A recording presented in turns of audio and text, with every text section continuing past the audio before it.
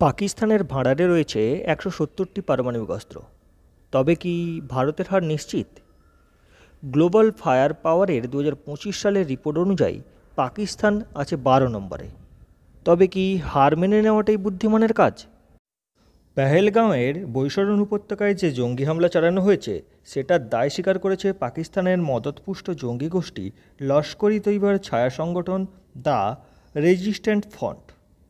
অনুমেয় পুরো হামলার নেপথ্যে রয়েছেন পাকিস্তানের সেনাপ্রধান জেনারেল আসিম মুনির। এই আবহে পাকিস্তানের বিরুদ্ধে কূটনৈতিক পর্যায়ে ঘায়ের সাথে সাথেই ভারতকে পড়তে হয়েছে পারমাণবিক হুমকির মুখে। তাহলে কার কাছে কত রয়েছে পারমাণবিক বোমা? গত মাসে নীতি বিষয়ক গবেষণা এবং উপদেষ্টা সংস্থা ফেডারেশন অব আমেরিকান সায়েন্টিস্টের তরফে যে সম্ভাব্য রিপোর্ট প্রকাশ করা হয়েছিল তাতে দাবি করা হয়েছে ভারতের বন্ধু রাশিয়ার কাছে রয়েছে ৪,২৯৯টি পরমাণু অস্ত্র, ভারতের কাছে রয়েছে ১৮০টি পরমাণু অস্ত্র, পাকিস্তানের কাছে রয়েছে ১৭০টি পরমাণু অস্ত্র, ডোনাল্ড ট্রাম্পের কাছে রয়েছে ৩৭০টি পরমাণু অস্ত্র এবং চীনের কাছে রয়েছে ৬০০টি মতো পরমাণু অস্ত্র।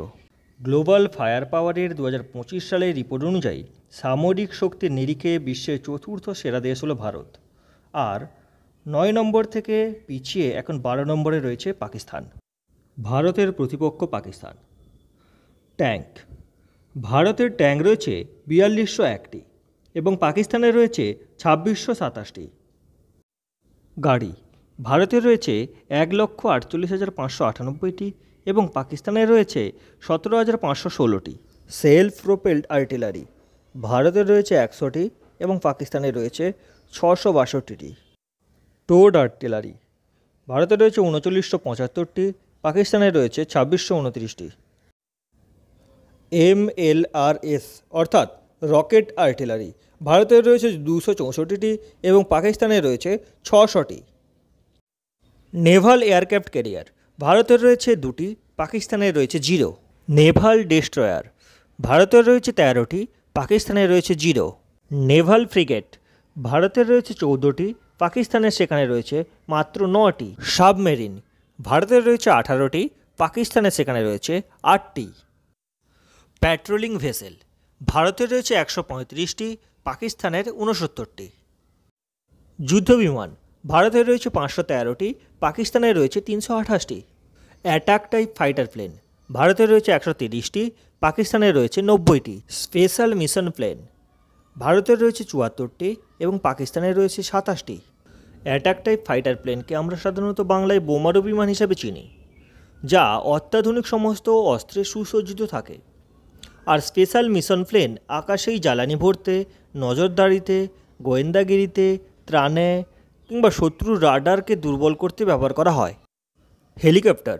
ভারতের রয়েছে ৮৯৯টি এবং পাকিস্তানের রয়েছে ৩৭৩টি। Attack helicopter. ভারতের রয়েছে ৮০টি, পাকিস্তানের রয়েছে ৫৭টি।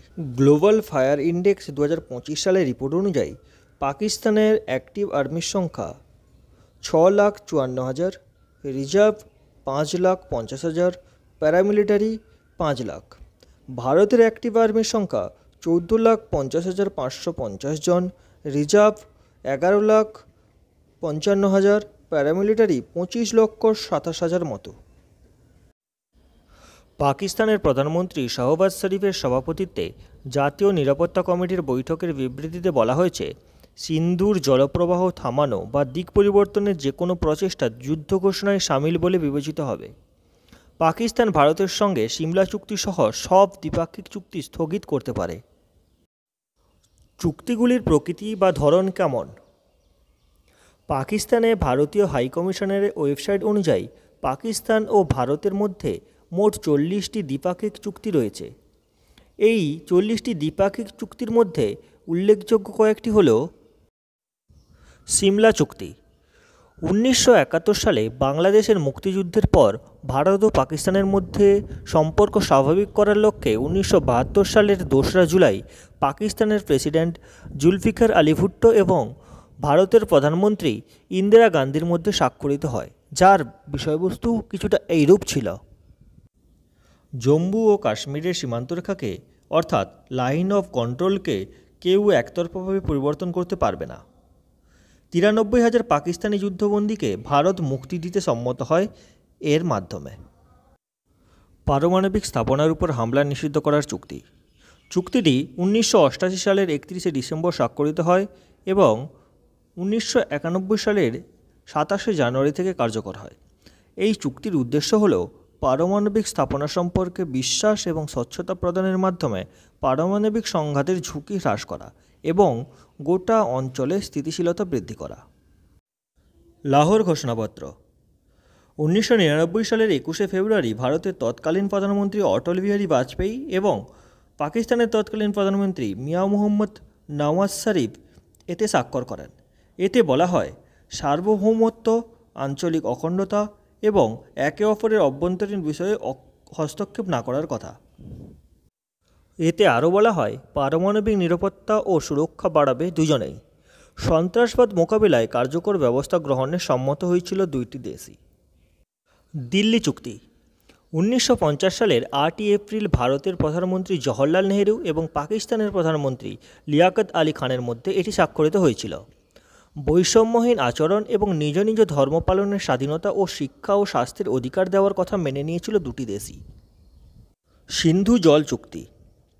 বিশ্বব্যাংকের মধ্যস্থতায় 9 বছর ধরে আলোচনার পর ভারত ও পাকিস্তান 1960 সালের সেপ্টেম্বরে সিন্ধু জল চুক্তিতে স্বাক্ষর করে। বহু যুদ্ধ, মতপার্থক্য ও বিরোধ সত্ত্বেও এই নদী বন্টন চুক্তি 65 বছর ধরে বহাল রয়েছে। এই চুক্তির অধীনে ভারতকে বিয়াস বা বিপাশা, রাভি বা ইরাবতী এবং শতদ্রু নদীর উপর সম্পূর্ণ নিয়ন্ত্রণ দেওয়া হয়েছে, যেখানে পাকিস্তানকে 3টি পশ্চিমাঞ্চলীয় নদী সিন্ধু, চেনাব এবং ঝিলামের নদীর জলের উপর মাত্র 80% নিয়ন্ত্রণ দেওয়া হয়েছিল। সিমলা চুক্তি এবং অন্যান্য চুক্তি স্থগিত করার অর্থ কী? এর ফলে সৃষ্ট উত্তেজনা দুই দেশকে প্রচলিত যুদ্ধের দ্বারপ্রান্তে নিয়ে যেতে পারে। এই ধরনের গুরুত্বপূর্ণ চুক্তি স্থগিত করার দীর্ঘমেয়াদী প্রভাব পড়তে পারে এবং আন্তর্জাতিক সম্প্রদায় কখনোই চাইবে না যে দুটি পারমাণবিক শক্তিধর দেশের মধ্যে সম্পর্ক আরও খারাপ হোক, যে তারা সংঘর্ষের দিকে ধাবিত হোক। এখন দেখার বিষয় কিভাবে প্রতিশোধ নেয় ভারত। আপনার কি মনে হয় যুদ্ধই একমাত্র পথ? ধন্যবাদ।